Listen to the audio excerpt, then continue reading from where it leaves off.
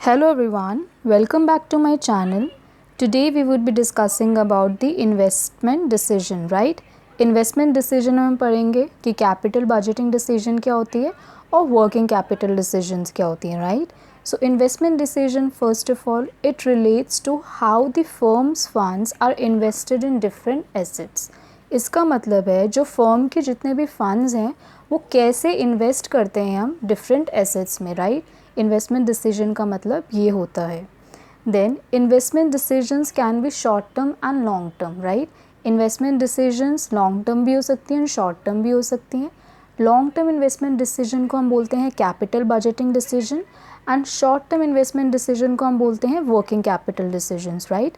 Long term investments जो होती हैं उनमें ह्यूज अमाउंट ऑफ फंड्स की रिक्वायरमेंट होती है and they are generally irreversible except at a huge cost, right? and short term जो investment decisions होती हैं ये हमारे day to day working को affect करती हैं, right? and short term investment decisions जो होती हैं liquidity as well as profitability of a business को भी affect करती हैं. clear? अब फैक्टर्स अफेक्टिंग इन्वेस्टमेंट डिसीजंस, कौन कौन से फैक्टर्स होते हैं जो इन्वेस्टमेंट डिसीजंस को अफेक्ट करते हैं? First is cash flow of the project, right?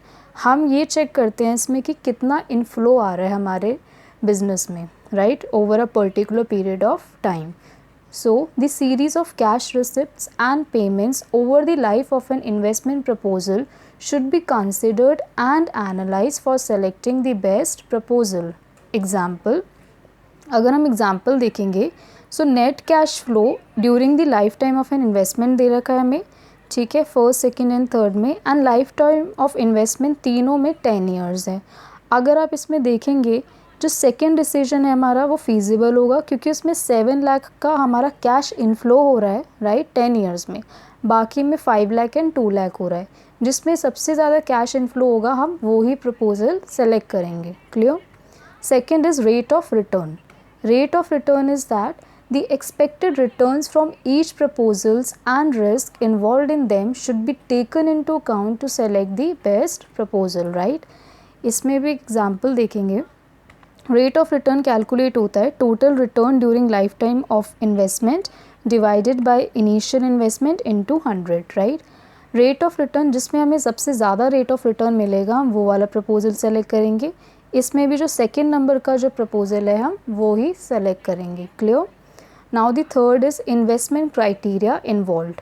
The various investment proposals are evaluated on the basis of capital budgeting techniques. These involve calculations regarding investment amount, interest rate, cash flows, rate of return, risk involved in a project, right? इसमें बस इतना ही था. I have taken 3 questions which can come in your examination. First is name the financial decision which will help a businessman in opening a new branch of its business. इसका answer होगा investment decision, right? Second is a company wants to open a new unit which will require machinery worth 10 crores.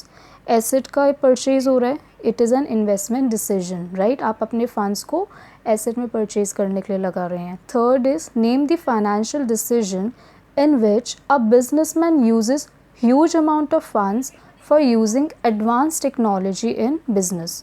इसका भी answer होगा investment decisions, right? So thank you very much for watching.